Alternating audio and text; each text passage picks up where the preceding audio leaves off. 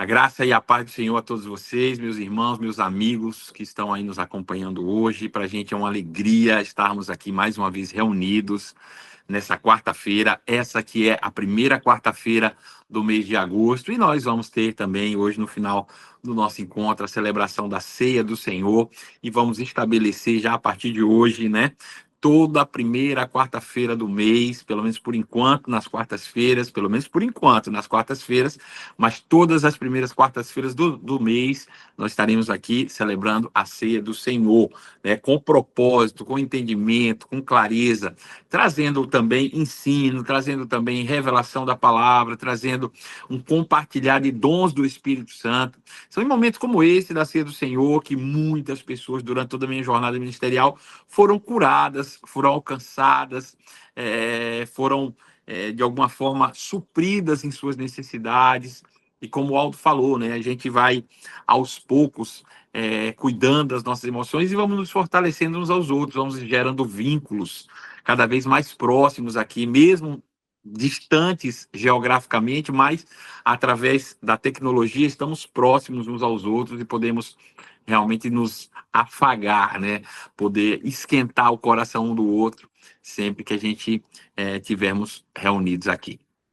Nós temos caminhado, né, mergulhado cada dia mais nesse texto que é sensacional, né? Acho que toda a Bíblia é assim, toda a Bíblia tem essa característica de profundidade que traz cada dia revelações claras e novas que nos fortalecem, que nos inspiram, que nos elevam, que nos fazem cada dia mais próximo do nosso propósito, mais parecidos com o nosso Criador. Afinal de contas, fomos predestinados, acreditem, nós fomos predestinados, destinados antes, né? Antes de sermos criados, fomos criados com um propósito, com um destino de sermos semelhante ao nosso Senhor Jesus Cristo.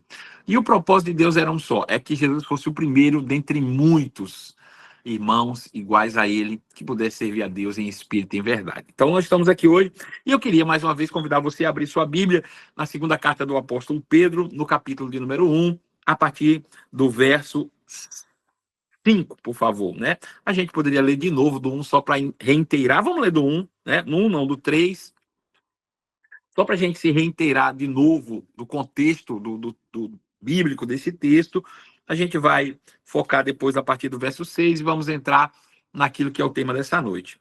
Visto como, pelo seu divino poder, nos têm sido doadas todas as coisas que conduzem à vida e à piedade, pelo conhecimento completo daquele que nos chamou para a sua própria glória e virtude, pelas quais nos têm sido doadas as suas preciosas e muito grandes promessas, para que por essas promessas, nos tornemos coparticipantes da natureza divina e possamos ser livres da corrupção e das paixões que há no mundo.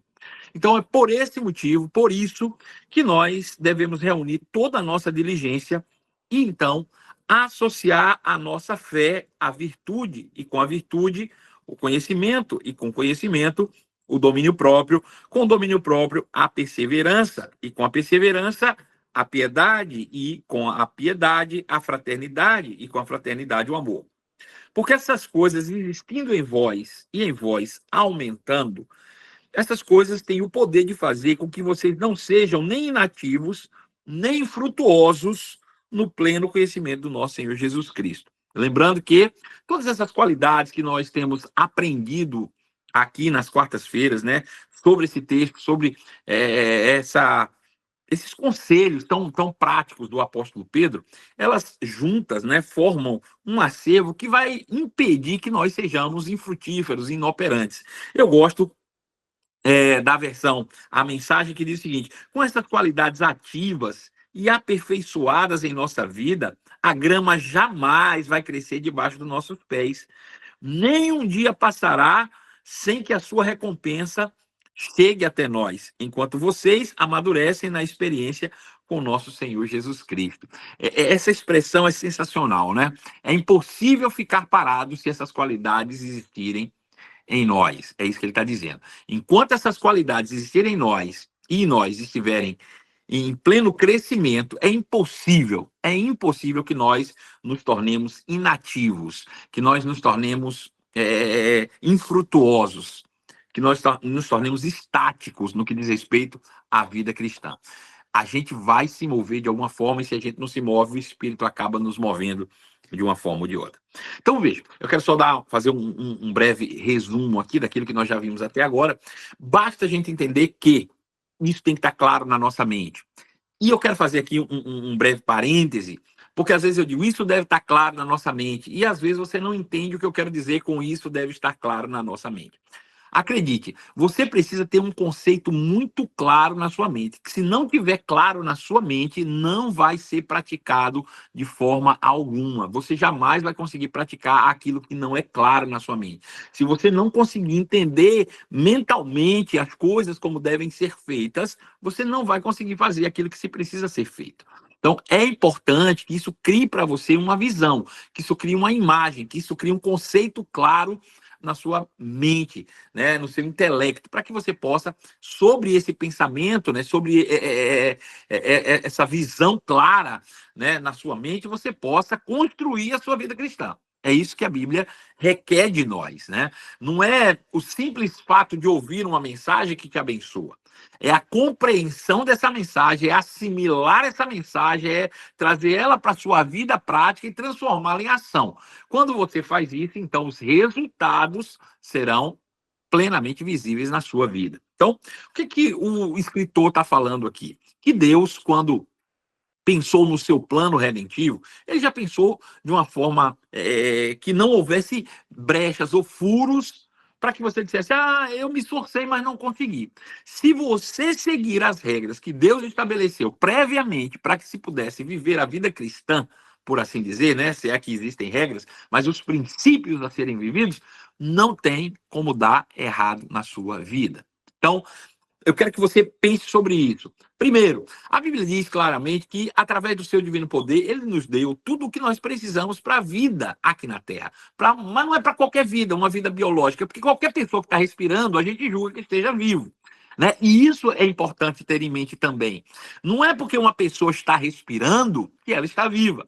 Na concepção divina, na perspectiva de Deus, do céu, na perspectiva celestial, só existe vida para aqueles que um dia receberam a Cristo como Senhor das suas vidas.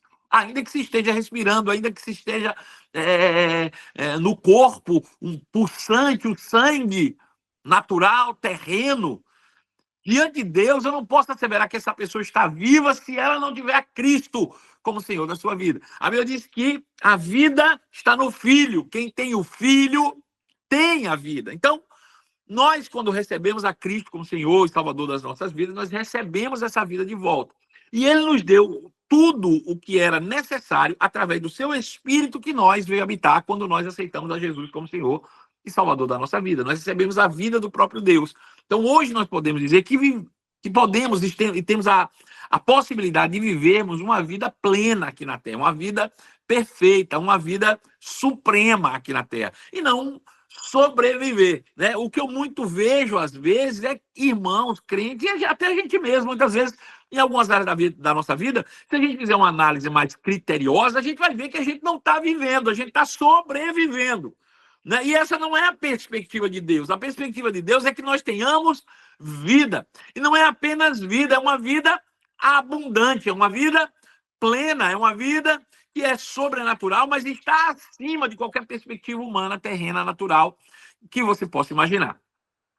E para que nós vivamos essa vida, ele nos deu o seu próprio Espírito em nós, que é o seu poder em plena atuação, que é o divino poder de Deus em nós, é a presença do Espírito Santo. Então, tendo esse poder em nós, tendo esse Espírito habitando em nós, que detém toda a sabedoria do céu, detém todo o poder do universo, então nós temos em nós toda a capacidade, tudo o que precisamos para viver essa vida superior. Agora, tudo isso só se manifestará através do conhecimento dos princípios de Deus estabelecidos pela sua palavra. É conhecer a mente de Deus, pensar como Deus pensa. Essa é que é a grande questão. E que muitas vezes a gente não consegue entender isso. Veja, quando Deus criou Adão, lá em Gênesis capítulo 1, verso 26, né? Na verdade, ele criou no verso 27, 26, ele estava falando sobre o desejo do seu coração. Ele estava tornando público os seus pensamentos quando ele diz: façamos, pois, o homem, a nossa imagem, conforme a nossa semelhança. Está Deus falando isso aqui, tornando público o que estava dentro dele, no seu coração, na sua mente. No verso 27, a Bíblia diz que então criou Deus o homem, a sua imagem, a imagem de Deus criou, homem e mulher os criou. No verso 28 diz que Deus, então, o abençoou. Veja que até esse momento, as ações estão só por parte de Deus. Não existe ação humana ali. O homem está sendo gerado. Criou Deus o homem, a sua imagem, conforme a sua semelhança. Né? Criou Deus o homem, a sua imagem. A imagem de Deus criou, homem e mulher os criou. E Deus o abençoou. Só tem ações divinas aqui. E Deus os abençoou e disse: agora sede fecundos, multiplicai-vos, encher a terra. Então Deus falou, Deus inspirou esse homem, e agora aquela inspiração deve virar uma ação. Então ele, provido, né, agora das palavras que saíram, que foram proferidas pela boca de Deus, ele tem que trazer isso para sua mente e assimilar. Peraí, eu fui criado semelhante a Deus. Eu sou a imagem do Deus invisível. Eu sou abençoado e eu agora preciso provar isso. Eu preciso dar frutos. Eu preciso agir de maneira que as pessoas olhem para mim e digam: é Deus, porque só Deus poderia agir assim. Então, veja, essa resposta que nós, ou que Adão deveria dar, né, para Deus ali de imediato, são os frutos. Né? São as evidências de que ele entendeu, de que ele assimilou e que ele está pensando na mesma frequência que Deus. Se Deus está pensando: poxa, eu criei um homem semelhante a mim para refletir a minha imagem, eu o abençoei e eu espero que ele dê fruto. O homem tem que pensar: então Deus me criou semelhante a ele para ser a imagem dele, ele me abençoou e eu vou dar fruto. Eu estou pensando semelhante a Deus. Agora, quando o diabo chega e diz: olha, foi isso que Deus disse, não comerás nenhum fruto do jardim. Veja, ele colocou em xeque os pensamentos que estavam na cabeça de Adão e Eva. Ele confrontou eles com um pensamento contrário àquele pensamento que Deus havia lhes dado. Então, quando qualquer pensamento vem à minha mente, que confronta, que vem na contramão daquilo que Deus proferiu com a sua própria boca e possa estar tanto no meu coração pela inspiração, como diante dos meus olhos pelos escritos bíblicos, quando esse confronto acontece, eu preciso ter muito claro na minha mente aquilo que Deus disse para que eu não seja enganado. Por isso é muito importante eu ter isso muito claro na mente. Partir sempre desse princípio. Peraí, eu nasci de novo, e quando eu nasci de novo, eu recebi o Espírito Santo dentro de mim. Então eu já tenho tudo o que eu preciso para viver uma vida plena. Eu já tenho tudo o que eu preciso para viver uma vida abundante. Eu já tenho dentro de mim tudo o que é necessário para viver uma vida piedosa aqui na Terra. Agora, tudo isso só vai acontecer a partir do momento que eu trouxer o conhecimento bíblico, né, dessas verdades, desses princípios para minha mente e criar um conceito claro sobre isso. Aí ele diz que através desse conhecimento, pela manifestação do Espírito de Deus, Deus vai agora cumprindo suas muito grandes e preciosas promessas, por meio das quais ele vai nos livrando da corrupção que há no mundo, arrancando de nós aquelas paixões sensuais, sensoriais, das quais eu falei semana passada, e, ao mesmo tempo, inverso proporcional a isso, eu vou me tornando cada dia um ser mais divino. Eu vou me aproximando mais da realidade da minha natureza divina, que foi a natureza para a qual Deus me criou para ser. Então, com isso em mente, ele diz que eu devo agora reunir toda a minha diligência e começar a ter ações propositadas, com atitudes, com qualidades, com...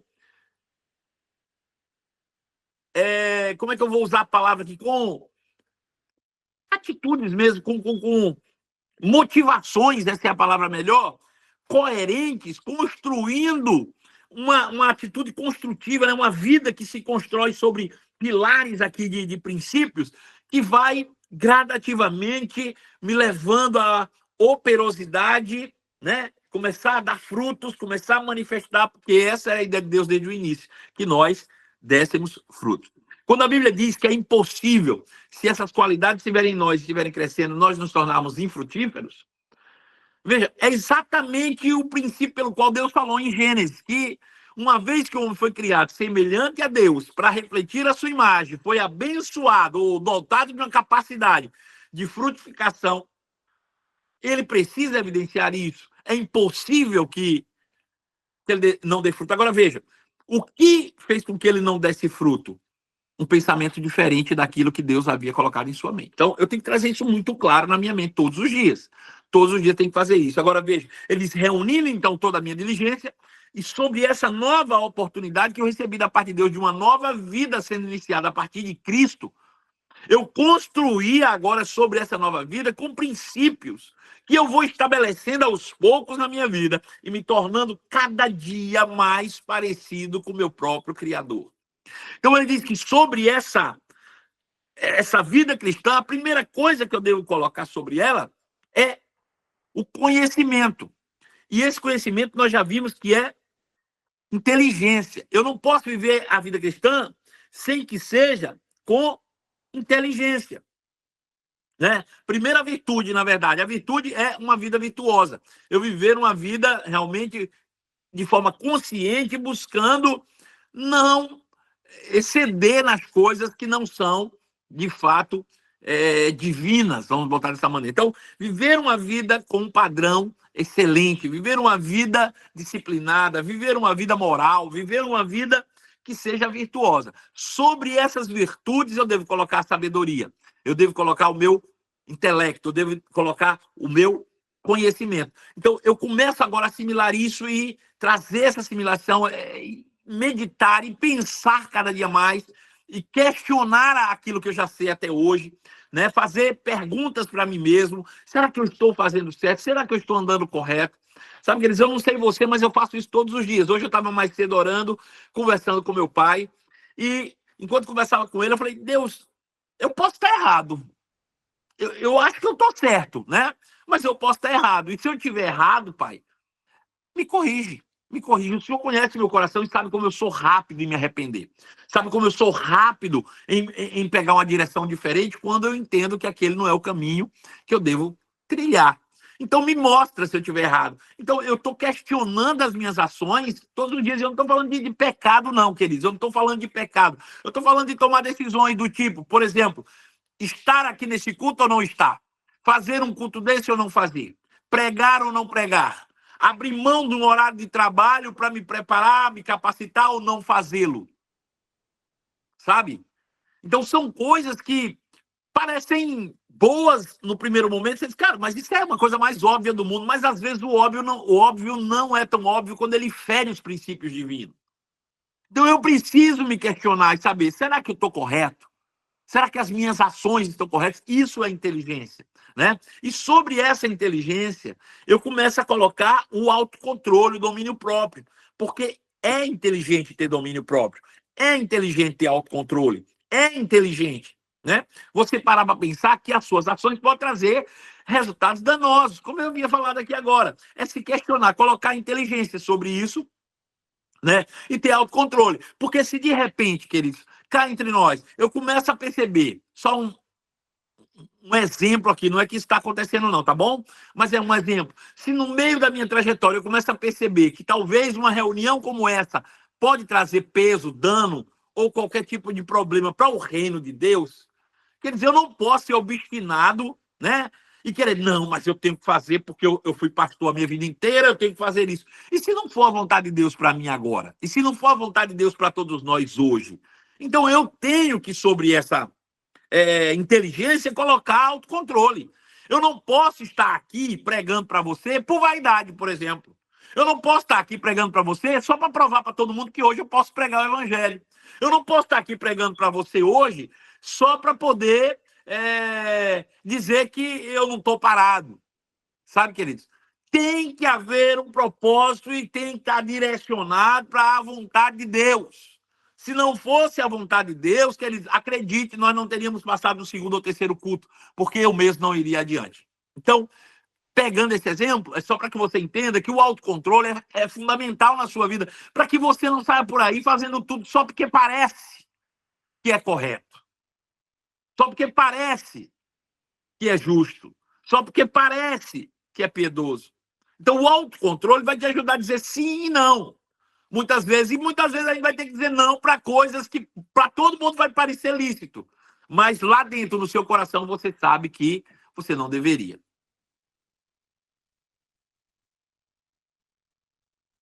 Agora, e quando o contrário é a realidade, é o verdadeiro? E quando você está em algo, quando tudo parece que está na contramão, o que fazer, sabe?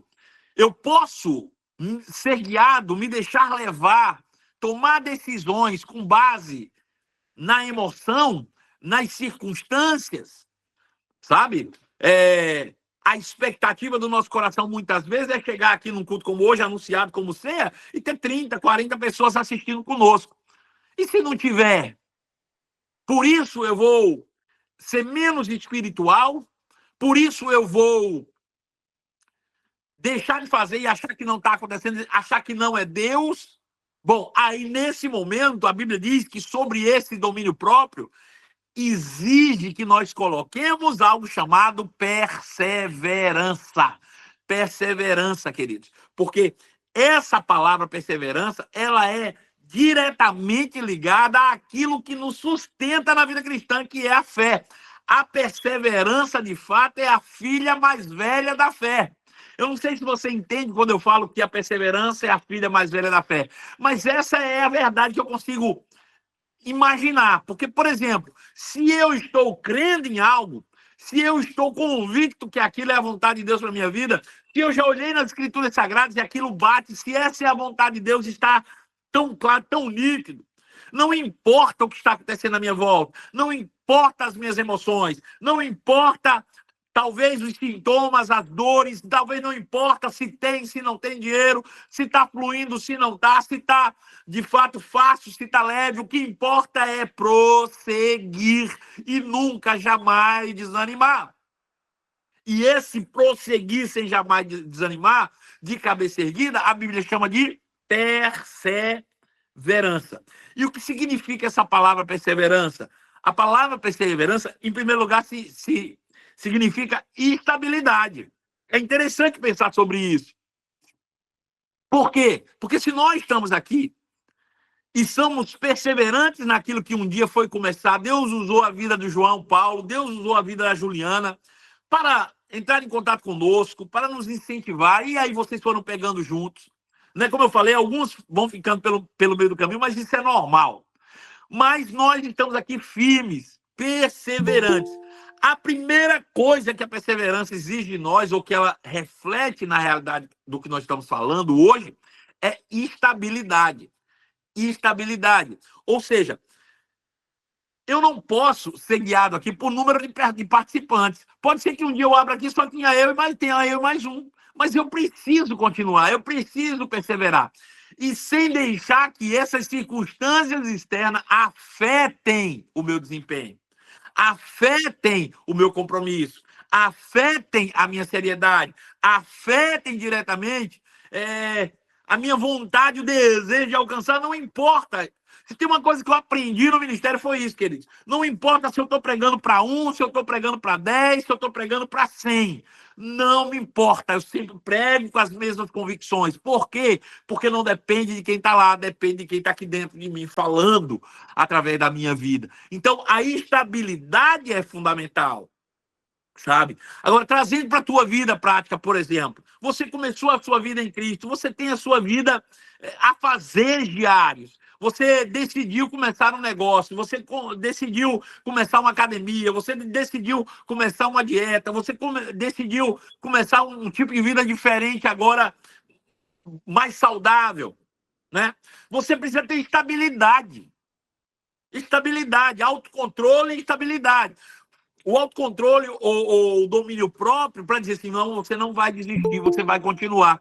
E a estabilidade para que as suas emoções não fiquem como montanha-russa, hora lá em cima, hora lá embaixo. Se eu abro aqui hoje tem 40 pessoas, eu começo a me animar, eu começo a pregar de uma maneira mais eloquente. Agora, se eu abro e tem 5 pessoas, agora eu já desanimo, começo a ministrar de uma maneira diferente, falta de estabilidade.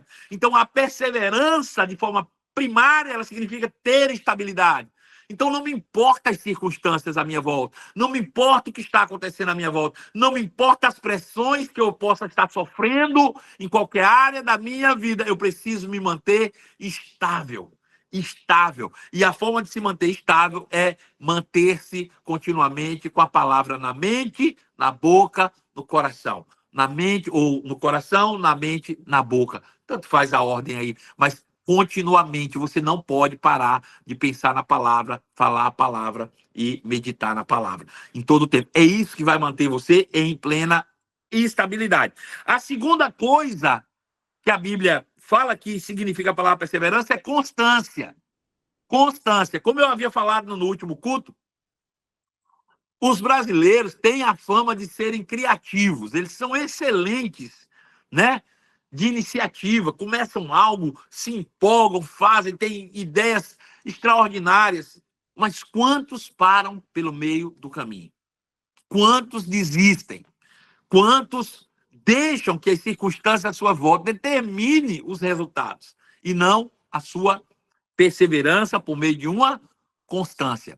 Sabe, uma coisa que eu aprendi também durante a minha vida é que todo extremo é beira.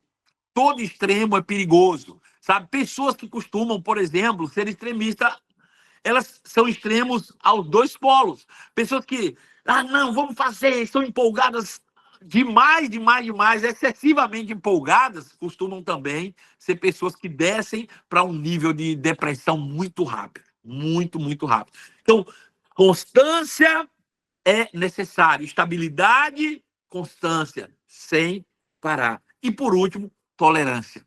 Tolerância.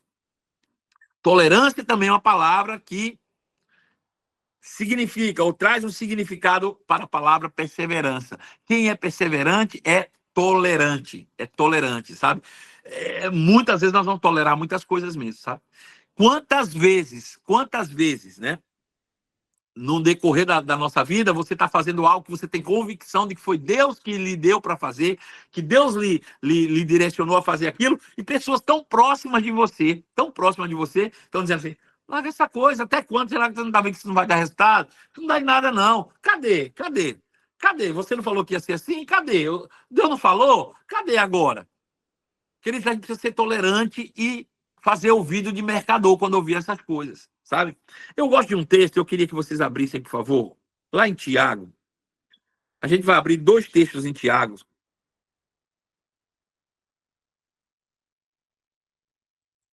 O primeiro,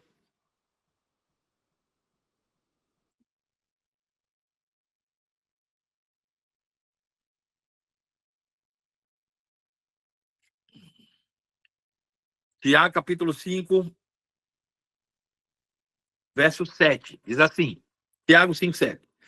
Sede, pois, irmãos, pacientes. Essa palavra paciente é a palavra também perseverante, até a vinda do Senhor. Eis que o lavrador aguarda com paciência o precioso fruto da terra, até receber as primeiras e as últimas chuvas. Sede vós também pacientes e fortalecei o vosso coração, pois a vinda do Senhor está próxima. Irmãos, não vos queixeis uns dos outros, para não serdes julgados. Eis que o juiz está às portas. Verso 10 e o verso que eu quero que você atente bem. Irmãos, tomai por modelo de sofrimento e na paciência os profetas, os quais falaram no nome do Senhor. Eis que temos por felizes os que perseveram firmes. Tende ouvido a paciência que houve em Jó, e vistes que fim o Senhor lhe deu, porque o Senhor é cheio de terra, misericórdia e compassivo. Eu fiz questão de pegar esse texto aqui e eu quero que um dia depois, talvez, a gente possa separar um dia só para falar sobre Jó, né? Mas ele diz algo interessante, e isso é Novo Testamento, tá bom? Nós estamos falando da carta de Tiago. Ele diz, tende ouvido da paciência de Jó, ou da perseverança de Jó. E aí me veio na memória quando se fala de tolerância. Quando Jó estava lá sendo massacrado pelo diabo. O diabo estava massacrando Jó, de todas as formas.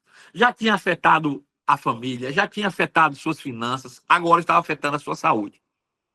Estava Jó lá vivendo um martírio, um suplício. E aí a mulher de Jó, do lado dele, chega para ele e diz assim: amaldiçoa esse teu Deus e morre logo. Essa frase, e tem alguns teólogos aí que acreditam que ela tinha dito, foi abençoa teu Deus e morre. Independente, o que ela estava dizendo? Jó, desiste.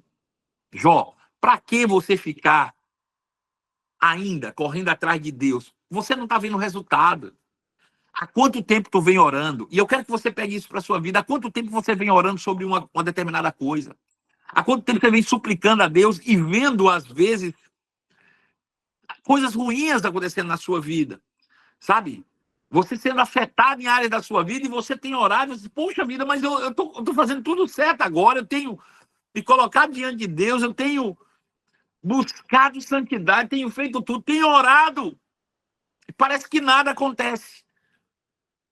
E a mulher chega para ele, rapaz, desiste. Desiste. Larga esse Deus para lá, desiste. Morre de uma vez, resolve o teu problema. E ele diz, tu falas como louca. Sabe? E a Bíblia diz que nós devemos tomar como exemplo a paciência de Jó, ou a perseverança de Jó. E eu acredito que talvez, com base nesse episódio da vida de Jó, eu acho que a gente consegue entender muito bem como a perseverança exige de nós tolerância. Tolerância. Porque imagina a pessoa que você ama, a pessoa que você está ali ao seu lado o tempo todo, chegar você e diz, desiste. Ou toda hora vir na sua cabeça e falar uma piadinha. Né? Toda hora vir na sua cabeça e um comentáriozinho maldoso. Toda hora chegar na sua frente e isso. Como é que vai ser? E aquilo, hein? Isso assim, assim. Só que a Bíblia diz que você tem que ter perseverança, ou seja, tolerância. Tolera. Tolera. Então, essas três palavras estão ligadas diretamente à palavra perseverança. Estabilidade, constância e tolerância. Tolerância. Tudo isso impulsionado pelo domínio próprio, pelo autocontrole, sabe? Eu confesso para você que tem um texto que a gente lê esse texto, mas cada vez que lê, a gente diz, não, eu já compreendi, eu entendi, mas ainda falta um pouco, sabe?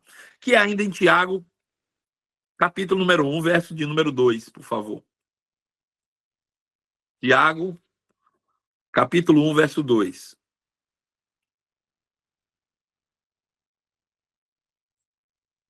Diz assim: meus irmãos, tende por motivo de toda alegria o passardes por várias provações,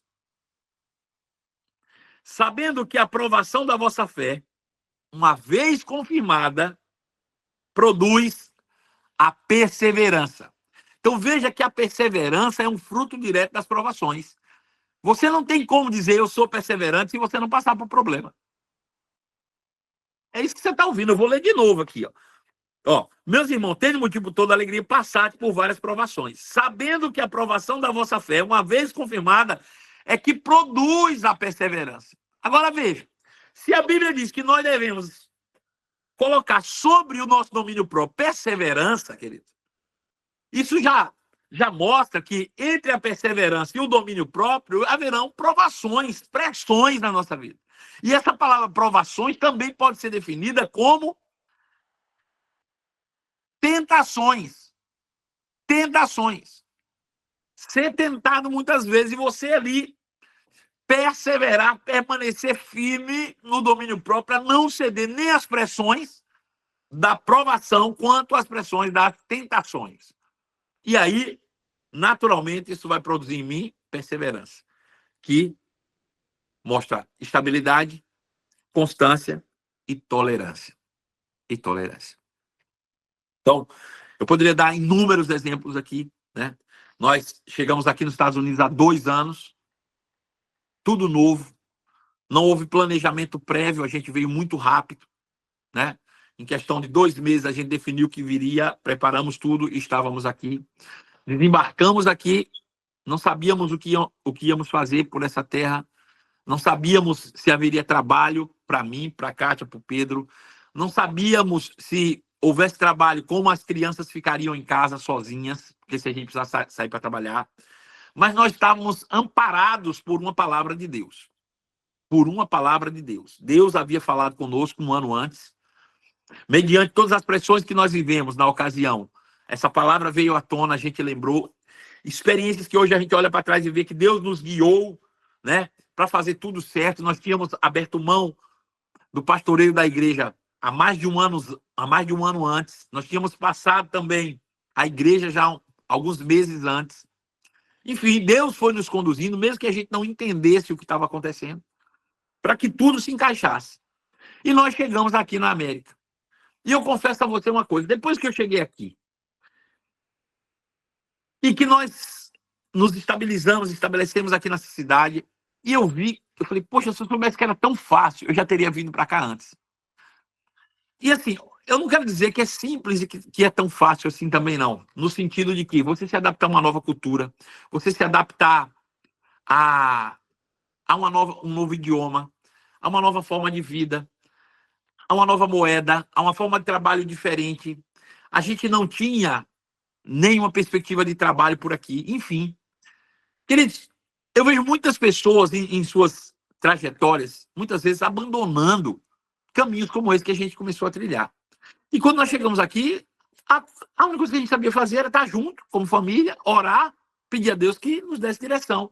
E as direções começaram a vir por boca de pessoas. Uma irmã da igreja falou com o Cátia, por que você não faz uns pães de queijo? Você sabe fazer umas coisas legais, faz uns pães de queijo.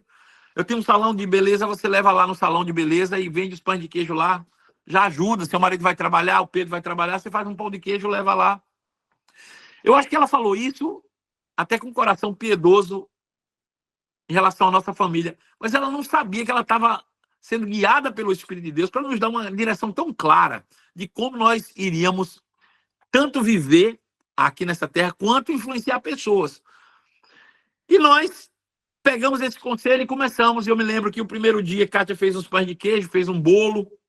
E eu falei, Pedro, você vai? Pedro disse, eu vou, pai. E Pedro pegou, era um sábado pela manhã, era 10 horas da manhã. E ele pegou uma sacolinha térmica, colocou uns sanduíches naturais, uns bolos, uns pães de queijo, e ele saiu com o Felipe. Nós ficamos orando em casa, eu e Kátia orando, e ele foi. E eu pensei, bom, ele vai passar 1 hora lá, 2 horas, para vender esses pães de queijo e volta. Quando deu 10, 15 minutos depois, Pedro já volta com a sacola vazia, dizendo, pai, vendi tudo, já tem $70 na mão. Rapaz, aquilo foi uma resposta tão poderosa para a gente, que a gente disse, é isso, esse é o caminho. E ali nós começamos o nosso negócio. Isso foi em julho. Passou julho, agosto. Em setembro, a gente já tinha uma proposta de abrir um primeiro negócio aqui. Uma pessoa nos procurou e disse, olha, se vocês quiserem, eu vou ajudar vocês, a gente vai abrir uma lanchonete, vocês vão para lá. E as coisas começaram a acontecer. Daí a pouco, Pedro arrumou um trabalho, foi trabalhar, ficou só eu e Kátia em casa. Mas, irmãos, não foi porque no primeiro sábado foi assim, que todos os dias foram tranquilos. Tiveram dias que eu saí daqui, da minha casa, peguei aquilo que eu fazia, que era vender bolo, sanduíche natural, colocava no carro, saía e começava a visitar barbearias, salões de beleza, oficinas mecânicas, ia de porta em porta ali, oferecendo aquilo que a gente fazia, um bolo. E muitas vezes eu saí e fui de uma por uma, quer dizer, eu não vendi nada. Nada. E eu voltava para trás dentro do carro e eu olhava para o céu e as lágrimas escorriam. E só de lembrar eu fico emocionado. Tiveram dias que a gente foi e a gente precisava vender alguma coisa e não tinha nada e de repente alguém ligava. Eu até brinco com o Pedro. Uma vez eram 10h30 da noite, a gente já tinha decidido parar naquele dia. De repente o telefone tocou e alguém disse assim, ei, você tem lanche aí? Eu falei, tenho. O que você quer? E o cara disse, traz isso. E eu fui somando ali o que ele pediu e só aquele pedido deu mais do que a gente tinha vendido o dia inteiro. Agora, pasmem. A pessoa que estava pedindo eram uns rapazes, uns jovens que estavam fumando maconha. E acredite, maconha aqui é liberado. E eles estavam lá fumando maconha e fizeram um pedido. Eu até falei, se esses caras chegarem lá e quiserem pagar, peguei um... crente, né? Ainda disse que é crente um negócio desse. Peguei um martelo, botei aqui e falei, vamos, Pedro, bota o martelo no carro e a gente vai lá. E a gente chegou lá e os meninos estavam lá e eles pegaram tudo que pediram, pagaram em dinheiro e eu voltei para casa com o dinheiro da gente fazer as compras no dia seguinte. Agora veja, queridos, Hoje, graças a Deus, a gente tem o nosso restaurante, né? E acredite, hoje talvez eu seja uma das pessoas, um dos brasileiros mais conhecidos na nossa região já aqui. Todo mundo nos conhece hoje. Agora, exigiu o quê? Perseverança. Não foi fácil. É fácil hoje? Deixa eu te dizer, cada fase existe o seu recomeço. A gente chegou na venda porta em porta a vender marmitas, e a gente chegou a vender a quase 100 marmitas por dia em casa. E isso nos deu uma condição, uma rentabilidade maravilhosa. E a gente disse, bom, agora é a hora da gente ir para o restaurante. E nós fomos para o restaurante, pegamos todos os nossos investimentos, colocamos no restaurante. E aí pegamos de cara, logo depois da inauguração, o inverno mais rigoroso dos últimos anos, onde ninguém quer sair de dentro de casa aqui. E as vendas lá embaixo, e difícil, a gente perseverando dia após dia, tinha dia que a gente ficava lá o dia inteiro, que você não faz ideia. Aí, não, mas quando chegar o verão vai dar certo, a primavera vai chegar e a gente vai avançar. E aí, quando entra a primavera, entra o governo Trump, e aí a imigração pegando daqui a lá, ninguém quer comprar, ninguém gasta, ninguém... Queridos, sabe, naturalmente falando, quantas vezes a gente já teve tudo para desistir? Mas deixa eu dizer uma coisa para você. Nós não somos daqueles que desistem. Nós não somos daqueles que desistem. Nós somos da fé. E a fé tem essa capacidade de produzir em nós essa perseverança. Nós estamos construindo uma vida. Nós estamos aprendendo com isso. Nós estamos crescendo com isso. Nós estamos sendo lapidados com tudo isso. Sabe? Eu estava orando e agradecendo a Deus. Tudo bem, nem todo dia a gente vende o que gostaria de vender, nem todo dia a gente tem os recursos que a gente gostaria de ter. Mas quer saber? Eu olho para trás e minha esposa está na cozinha trabalhando. Eu olho para frente e meu filho está no caixa. Eu olho para o outro lado, o outro filho está ali fazendo entrega. Eu olho para ali, os outros dois pequenos estão lá envolvidos. E acredite, eu estou com a minha família, eu estou de pé, eu tenho dignidade, sabe? Eu não estou roubando, eu não estou matando, eu não estou fazendo nada ilícito, eu não estou tirando de ninguém, ao contrário, sabe? Essa vida de fé que exige de nós uma vida piedosa, com conceito moral elevado, que sobre ela a gente coloca inteligência, que sobre essa inteligência a gente coloca o domínio próprio para sustentar essa perseverança que nos leva, queridos, a cumprir o propósito de Deus, sabe? De uma maneira plena. De uma maneira plena. Sabe? Talvez não seja fácil, mas também é divertido. Sabe? E Deus, a cada dia, vem nos sustentando. Dia após dia. Dia após dia. Dia após dia.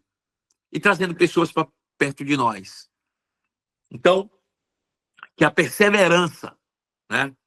Que significa estabilidade, constância e tolerância, possa nortear a sua vida. A sua vida. Agora, eu quero que você curva a sua cabeça, coloque a mão sobre o seu coração, né? E pense por um pouco.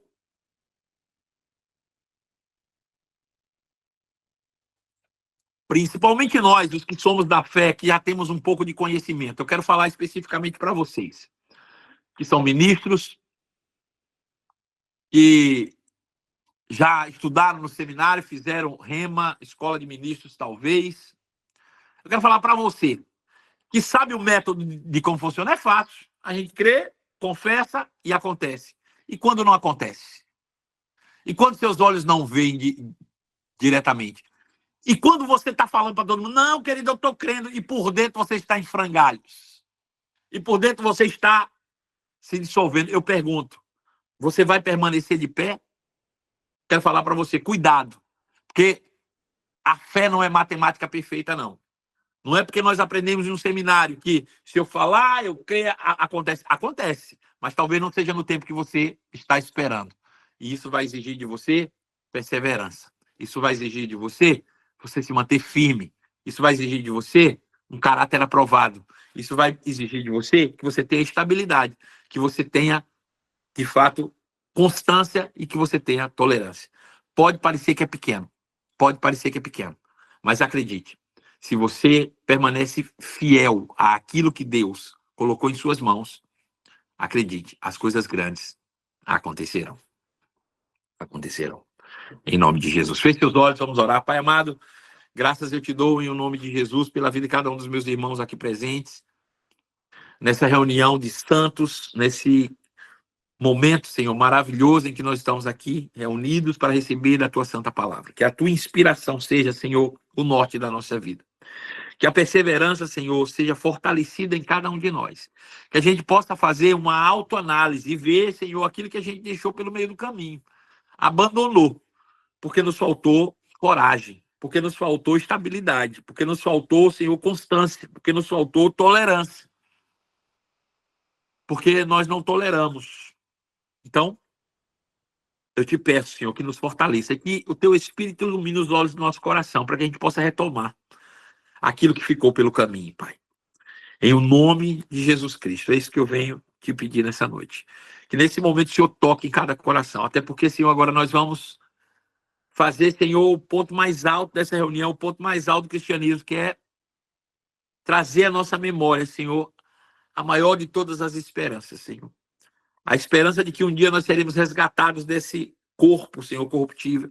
Seremos, Senhor, transformados e elevados ao nível de glória. E que viveremos, Senhor, para sempre junto com o nosso Senhor. Então, que o Senhor agora possa, Senhor, trazer a esses corações clareza, Pai. Em nome de Jesus. Em nome de Jesus Cristo. Amém?